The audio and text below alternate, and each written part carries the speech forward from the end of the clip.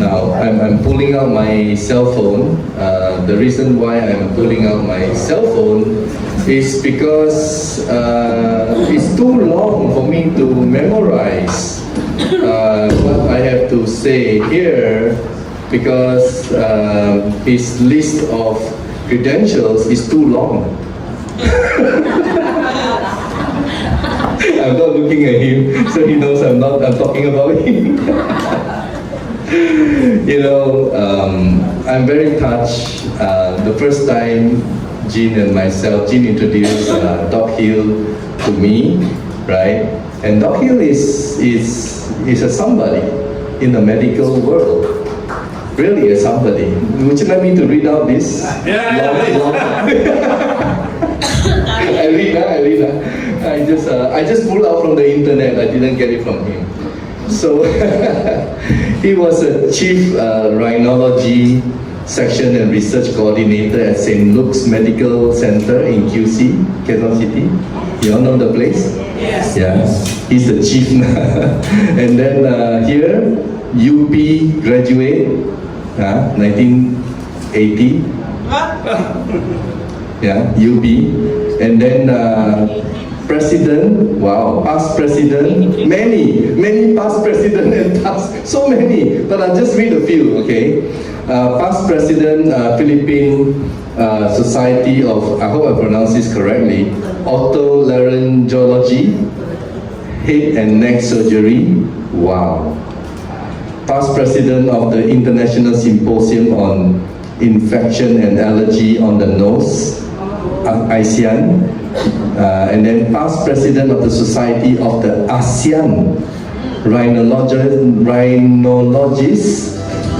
now ASEAN Rhinology Society, past president of the ASEAN Research Symposium in Rhinology, blah blah blah blah blah blah, many president. So why would somebody with this strong, powerful credential be part of this IDOC, which is an alternative practice in acupuncture, and ear clip is TAVNS, right? Transcutaneous auricular vagus nerve stimulator. When I had the privilege to meet Doc, we had a good conversation, but Doc is pretty much like me, or even worse than me to some extent. He wants everything black and white in front of him. He kept asking, hey, where is your material? Until he saw the one submitted to the US FDA, right? And then he read it, he researched it, and then when we went to Shangri-La, right? Yeah. And we were diagnosing a lot of his friends, and Doc was so busy walking around. How accurate. But I'm very happy and very privileged and blessed to know someone like him. And can we just welcome Doc Hill Vicente? And Doc, I want you to just a very brief short. Why are you with us? Thank you, Paul. I put you in a spot, yeah. I never asked for permission. Why am I here? No, basically, as a medical student, I'm a medical practitioner now. So, I was trained under the Western medicine, So, but I did not realize that Western medicine did not give me enough training, enough patients to be treated. There are also some patients whom I cannot treat at all. So that's why I found I researched, I went to a lot of discussions with some friends, and finally I wanted to see what integrative medicine is. So I've been to a lot of those things, herbal, okay? And but I think this one deserves to be part of me. Wow. Okay? So I think acupuncture from the Eastern medicine should have already a place in the streamline of treatment. In the past, it was not easily recognized. But now it's part already of the Mainstream. mainstream. Okay, so East-West medicine combined will probably give us the best. Okay, and the treatment for everything, not everything, almost everything, because only God will be able to give us the opportunity to cure everybody. Okay, and to prayers, of course. Okay, so I am here because of that. And I think But I wanted to give some stories. So as introduced, I am a rhinologist. Rhinologist means study of the nose. Anyway, sino nagbabasa ng Bible dito? Dami. Sir, what is the very first organ ever mentioned in the Bible? Huh? Nose? Nose? Yeah. Alam niya na namin na sagot. Yes, the nose. Okay, sino nasa yung Bible? And the Lord God formed man. And the Lord God formed man. And then breathed into his and breathed into his nostrils the breath of life. And so God became a living soul. Kaya nose pala pinakauna. Pinakauna, no? Pero merong isa kasi nakalagay, face, pero hindi face of the earth kasi. So hindi pwede. Ang first organ talaga, if you read it in Genesis 2, verse 7. Genesis 2, verse 7. Nasa pakauna pa lang yan. So, kaya siguro ako nandito, no? So, that's a nose. No? Kaya ako naging rhinologist. No? So I brought a big organization here to Manila to be able to show to my colleagues what rhinology is. No? So that's why I was president of so-and-so and so. Yeah, so long, So, but I just wanted to give you some examples. Number one, when I went, actually one of my first patients is coming from, I was going to Canada. To Canada, Okay, yeah. so we had conversation with somebody else there. So I went to Canada, brought along this device there. So there was no diagnosis. The doctors did not realize what the real diagnosis of that patient. So I came in, gave me a story, a lot of stories. I reviewed the CT scan, they reviewed all the necessary things which would give me a complete background of the patient. And finally, I thought that this one can help. The electric acupuncture can help. And so, I gave it to them. Immediately transfer the fund to Jean. Transfer mo, di ba? O, hindi ba ba yan? Hindi ba yan? No, anyway, and then what happened was that, but he told me, if ever I will go to the Philippines for an operation. Yeah, so operation. So that was in July of last year. Hanggang ngayon, dapat pupunta siya ng December. Eh, hanggang ngayon, hinihintay ko pa para ma-opera. Siyempre, mas maganda ma-opera, di ba? Mas malaki nga yun. Malaki kita. Eh, hinihintay ko na. Tsaka hindi pa tumating. It's because of this 38,000 device. So I would have charged a bigger amount. Yeah, pero and then I contacted him. Well, no need now because the headache is gone, everything is gone. So after 2 or 3 years of being diagnosed right there in Canada. Yeah, so number 2 patients, I have patients who usually sneeze, kaching dito, baradong ito, with allergic rhinitis. Wow. So, pinay ko ito ngayon dito sa patients ko with allergic rhinitis.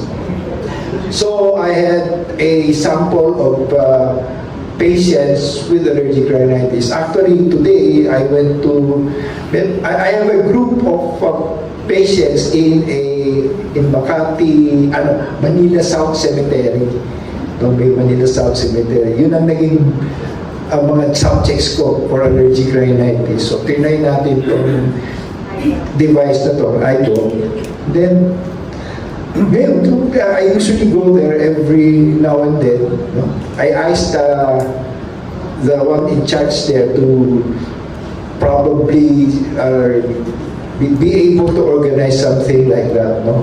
So, ngayon kasi tinitreat ko ngayon sa tenga rin eh. No? So,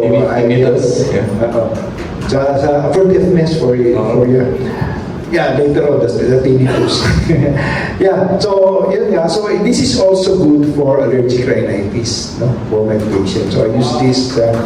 So, not that histamines, not the steroids. Pag talagang wala na talaga, the next one is this one, electric acupuncture.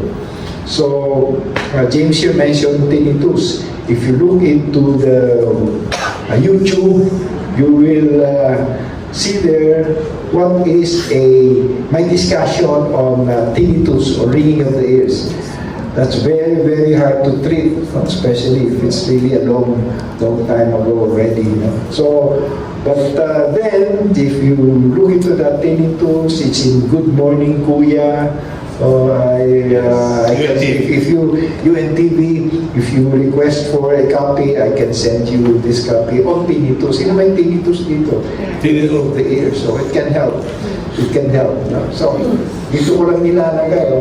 Dito ko lang nilalagay. This one kasi it releases definitely the more important structures or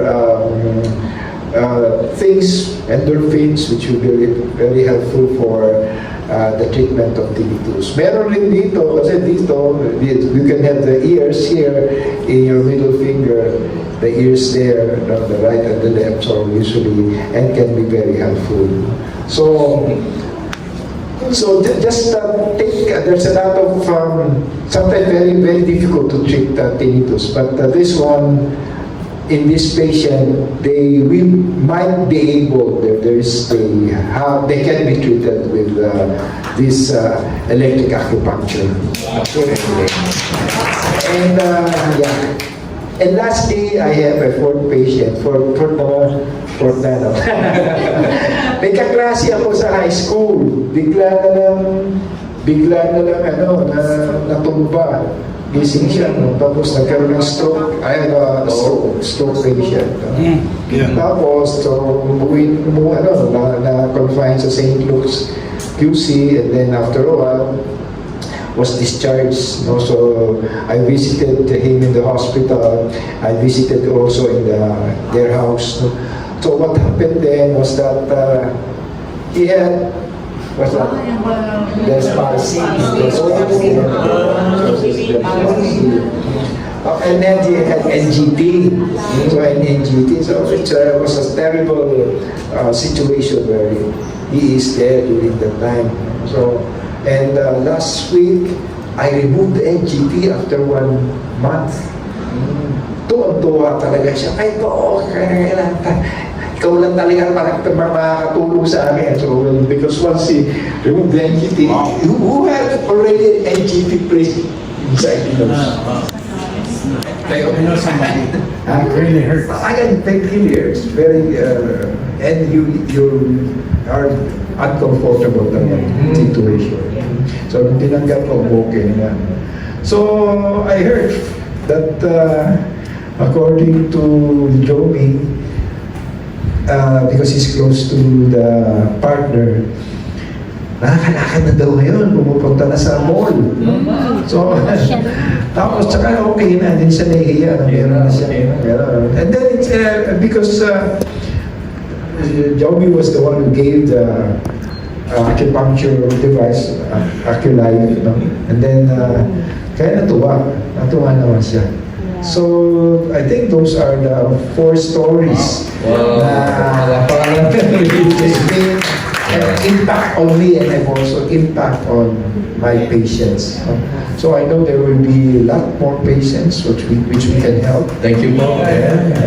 That's right. And with all the new devices coming over, Yes. yes, sir, thank you. Amazing. So we hope that everything will just be helpful Yeah. to our constituents. Yes. Poor, rich, or richer, okay, or poorer. No? So we hope to be of help. Okay, we doctors to be of help. Meron ko, libre naman kami talaga pag sinabing, pasyente dito, okay. GMA sends me patients, UNTV sends me I went there, di ba? GMA with you. Yeah. So usually pagka meron, when there is our patients who has problem with ENT, GMA calls me, and then I treat patients. We do a lot of surgeries as well in Museres Memorial Medical Center. Yun. So I'm very grateful that you were here and you were able to listen to my story. Oh, thank you. We appreciate. Yes. Thank Thank you very much. And I usually end my speech by saying Happy Healing Day. Yes. Dr. Miguel, Happy Healing Day. Thank you. Thank you. Thank you, Doc. Thank you. Maraming salamat sa inyo, Doc.